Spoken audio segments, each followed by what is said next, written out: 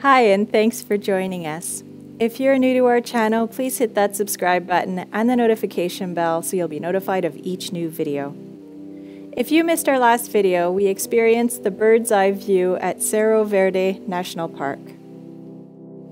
After one beautiful night at the peak of Cerro Verde, we then head to the volcanic sands of Playa El Palmercito, where Dora gets caught in a rip current. Luckily, he makes it out okay, and we enjoy one last beach walk before hitting the road again.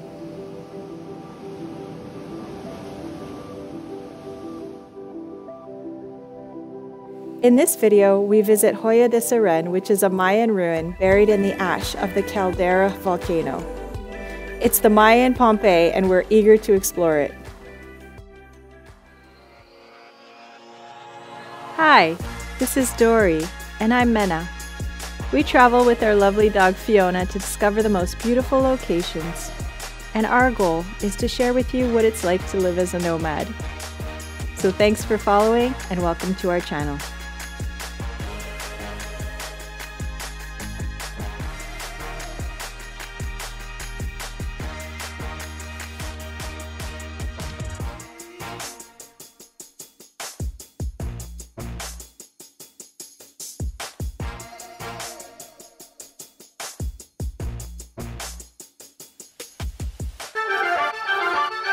Look out, I'm coming through like a wrecking ball, going through the room. I break out like I was born to do.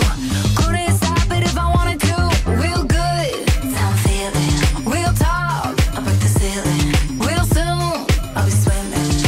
You can find me in the deep end. I came here ready to go. Living la vida loco. No time to waste, put out the brakes. Gonna take you away. Catch my wave, you better keep up. Catch my wave, you better keep up. Come on, let me tell you now. Catch my wave, you better keep up. Catch my wave, you better keep up. Look out, I'm shining bright, smiling like I got summertime. Won't stop now, the vibe is right. Couldn't stop it if I wanted to. Jump in, we get rolling. We just keep it going. Feels so good, overflowing. You can find me in the deep end. I came here ready to go. Living la vida loco. No time to waste, put off the brakes.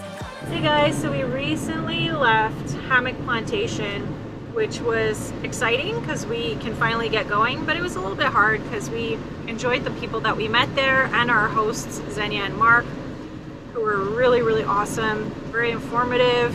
They speak English, makes life easier, obviously. And we had everything we needed there. But as always, we have to leave friends behind and just keep going. So next we're going to Joya de Ceren, which is sort of like the Pompeii of El Salvador. So it was a Mayan ruin that was covered in ash and preserved. I don't know how excavated it's been, so that's a question mark, but it's definitely a stop that we wanted to see, so we're headed there now. And interestingly, I didn't know that they had Walmarts here. They had a Walmart here. And as you may or may not know, we're vegan, so almond butter is usually what we have in Canada, but down here there is no almond butter. We have to settle for peanut butter. And peanut butter is very hard to find, although almond butter is impossible to find. So we settled for peanut butter, and we're looking everywhere for peanut butter because it's a staple of our diet.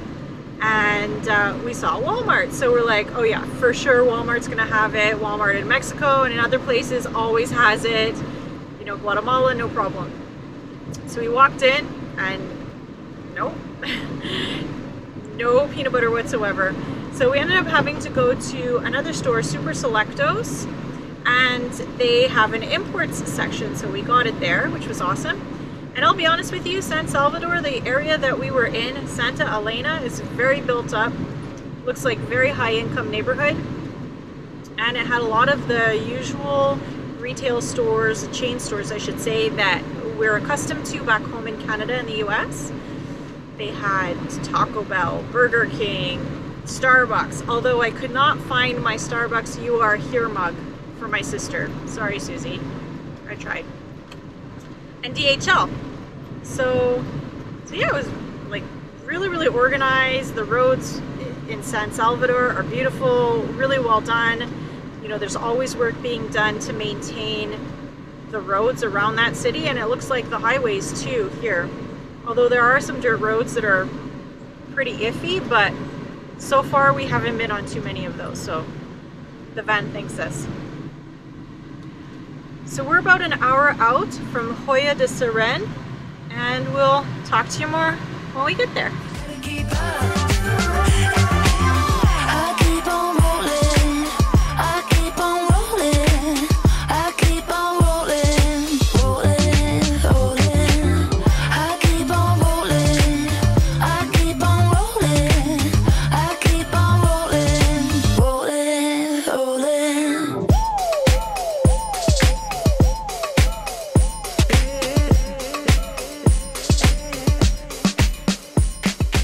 Lucked out with another spot. We just found this spot near Joya de Ceren. It's called Parco Acuático Casa de Benedicción. I think there's some kind of biblical meaning in there. Anyway, it's an aquatic park and they're charging us $12 to park for the night, and it's maybe a 5-minute drive from the ruins, so it's really well situated for what we want to see tomorrow. Now, originally we thought it was going to be $21 US because the last update on iOverlander was 2018 and they said it was $21 US. But we're actually paying $12 to stay here. There are cold showers, there's bathrooms, there's you know, slowish Wi-Fi, but at least there's Wi-Fi, and there are these beautiful grounds around us. Now, normally the pool is from 8 AM to 4 PM, but for us, they said that they would keep it open till 8, which is pretty cool. And it's gated. This park is gated. There's 24-hour security, and there's police on site too. So feeling very safe here, and it's going to be a good starting point to go see the ruins tomorrow. I'm psyched. Another good spot. Dory was saying that they're quite happy to have us here because they haven't had anyone here in a really long time. I guess they were closed because of COVID or something. So I'm happy that they're happy that we're here. Fee, are you happy that they're happy that we're happy? She just wants to go for a pee and have her lunch. All right, baby, come on. Come on, baby. We tried a new Salvadoran delicious, I'm gonna say it's a dessert. It's kind of like empanada, did you say? It's more like a croquette. Yeah. Anyway. It's called empanadas. It's called empanadas. Obviously I was too impatient. Dory still has 2 that are intact. So the outside is plantain. The inside is frijoles, so beans. Refried beans. And we're gonna open it up to show you. It's so delicious. You actually gave me sugar, but yeah, it's already so sweet. It's really tasty, man. It is so delicious, guys. It is like a dessert. So good. A little greasy, but sometimes, you know, when you want something greasy. Yeah. 25 cents each. Crazy. Can't complain. So good, huh? Wow. All right. Back to my mess. So it's kind of cool. We are at this water park camping for the night. And we have the entire swimming pool for us.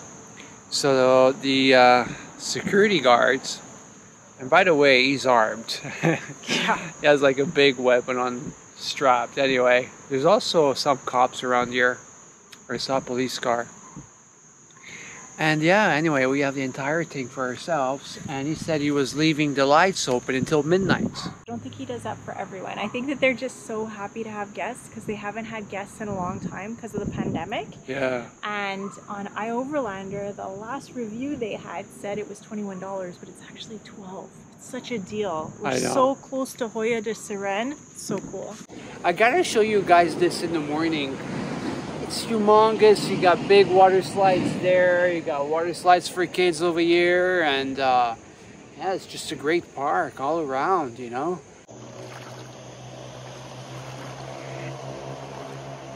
It's the Portuguese mermaids.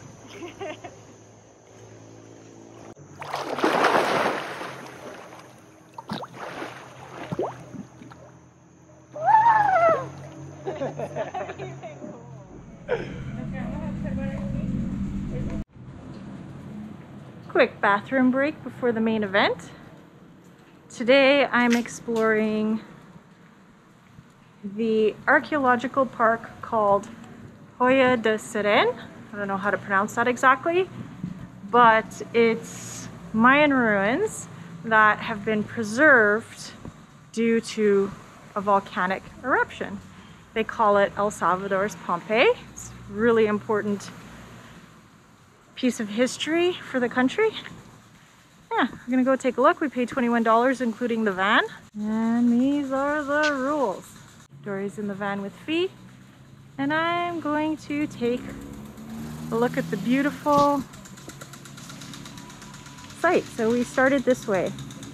Joya de Ceren represents a pre-Hispanic settlement with an exceptional and unique character given the degree of preservation of the structures, which have allowed their interpretation based on multidisciplinary scientific studies on everyday life, such as earthen architecture, the use of artifacts, environment, and context of a community of Mayan artisans and farmers from the classical period. It was actually preserved by 14 layers of volcanic ash. How cool is that? And it was inscribed on the Unesco World Heritage Site list in 1993. Here we go.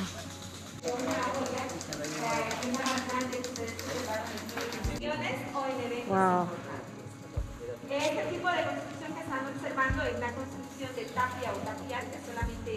That is amazingly well preserved. According to the investigations, this was a public building in which the village authorities resolved important situations, which is deduced by the existence of 4 niches and 2 large benches in the front room.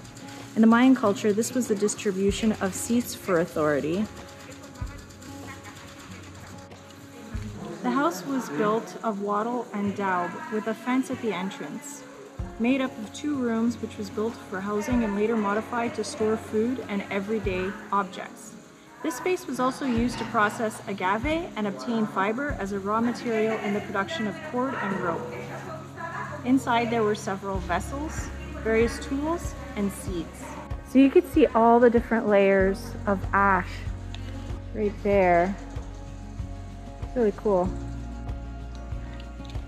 What's cool about these spots is that there are information boards in both Spanish and English that give you a history lesson while you're walking through, so you don't need a guide. Here there's a temazcal of earthen architecture in an excellent state of conservation. Its ceiling, formed by an extraordinary wattle and daub dome, represents a masterful work of pre-Hispanic architecture. Functionally, it was a space linked used for the purification of the body and spirit. Inside there's a flagstone floor with a box of stones in the center which were heated, and a preparation of herbs was poured to generate steam. Modern day steam bath or sauna. Here's a bit of a mock-up of what it would have looked like. And here's the actual structures. The family home consisted of a domestic group spatially made up of a sleeping area, a storage area, and a kitchen. 2 of the structures identified as a sleeping area on the left and a storage area on the right were part of a house whose inhabitants cultivated their cornfields on the south side and were probably responsible for providing water and firewood for the use of the local area. Joya de Ceren was a settlement rich in natural resources. The richness of its soils, water sources, and a bountiful climate favored the development of intensive agriculture, one of the sustainment pillars for the inhabitants of the settlement. Extensive areas of manioc, corn, and a great variety of food plants are a sample of the Mayan diet, rich in vegetables.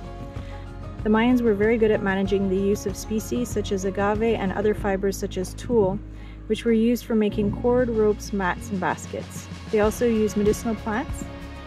Among the richness of the flora, ornamental plants have also been identified. Susio River was the main tributary of the Zapotitan Valley. During the Classic period, this river of crystal clear and strong water flows supplied the inhabitants of Joya de Ceren and other settlements in the area with this vital liquid. In addition to facilitating access to the water, it favored its subsistence activities such as fishing, hunting, and agriculture. The finding of water snails is proof of the unpolluted waters of the river 1400 years ago. The fauna of the environment has been found displayed on the richly decorated ceramic vessels found in the Joya de Ceren. Is there a river? Wonder if the water level dropped. I guess a lot of the areas are still being excavated, so they're covered up at the moment.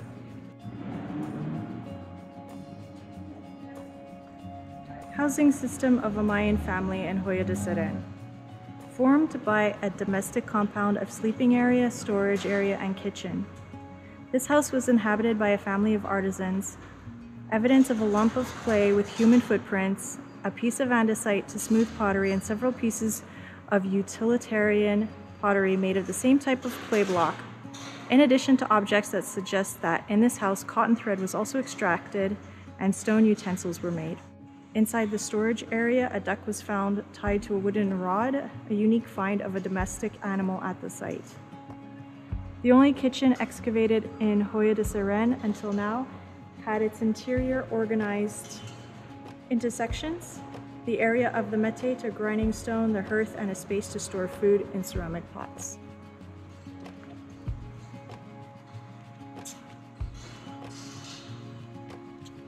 Once again, over there you can see all the layers of ash that covered the space before. And so you see that right there too.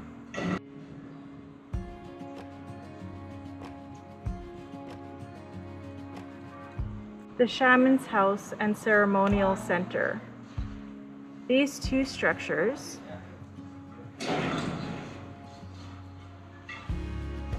were unique in their architecture and for ceremonial use, as well as the cultural materials found in them. The Shaman's house was a divination space where spindle, whorls, and grinding instruments were found, objects strictly for female use in Mesoamerica, and other artifacts that were received in exchange for a service. In the ceremonial center, rituals related to the corn harvest and fertility were carried out. In a corridor, there were two hearths, in one of them a large vase with cooked corn. So these would have been the two shamans' houses. Very cool. During the conquest in the colony, the Spanish made a reference to the pre-Hispanic steam bath and its importance in the rituals of the Mayan and Aztec cultures, which was known to the Mayans as Simpulche, which according to the Motul Dictionary means the bath for women after childbirth and other sick people to expel the cold that they had in their body. Some missionaries of the 16th century, such as Fray Diego de Landa, mentioned in their stories details of the use of the steam bath. In the Nahuatl language, it was known as Temacal. I think that's it for this site. In terms of impressiveness, I'll give it a 4. It's interesting for sure. Worth the side trip and $21? Not sure. If you just happen to be in the area, yeah, check it out, it's interesting. The fact that it was covered in so much ash is very, very interesting. But, you know, we've seen so many impressive Mayan sites that it's hard to get excited about this one. And I don't want to discount the importance of this find. It is very important for archaeology and history and all that. But, you know, we have a limited time here in Central America, so if you do too, you might want to skip it. The showstopper of this place is the museum, because the artifacts are so well preserved, you can actually see the detail of the artistry. It's pretty amazing.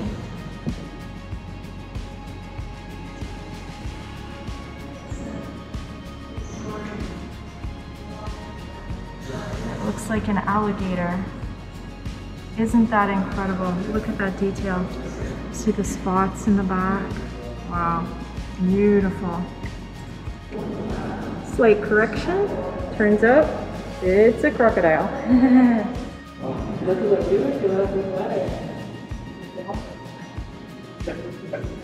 Oh man, look at the detail of the paint. That is amazing. So this is interesting. It was the eruption of Loma Caldera volcano in 650 AD that buried Joya de Ceren. These are ceramic fragments that were put back together. Look at the paint. It's not like, oh man, it's just so clear.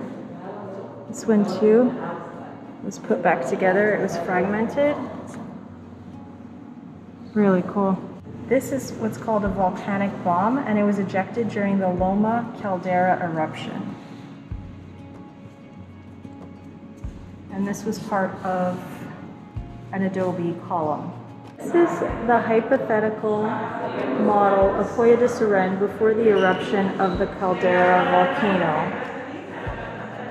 And this is how they built the houses with wattle and daub, which consists of wet clay applied to a frame of sticks tied with strings. It was applied for walls, and it was generally thin, and roofs were then framed and covered with thatch. Here's a fragment that was recovered so you could see it. More ceramics. Wow, look at that.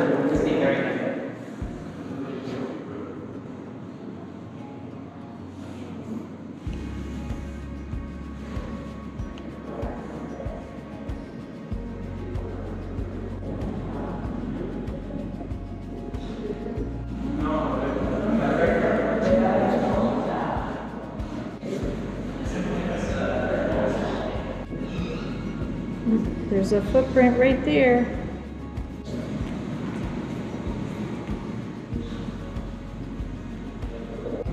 Now that's a big pot. It's probably about 3 feet tall. Oh, look at how beautiful that is. Oh my goodness. Just gorgeous. This kind of thing is just priceless. Now it's my time to go. I'm anxious to do this, right? First, we gotta go wash our hands, put our mask on, and we go in. We were just kicked out. I don't even know why. I guess because we took turns in going because it's too hot and Fiona is inside the car. So it's weird. I mean, I don't understand. So they just kicked us out. I was only allowed 5 minutes in the museum, and they only said we're only allowed half an hour in this empty spot. At least you get to see through our lenses. And yeah, I'll see you in the next one.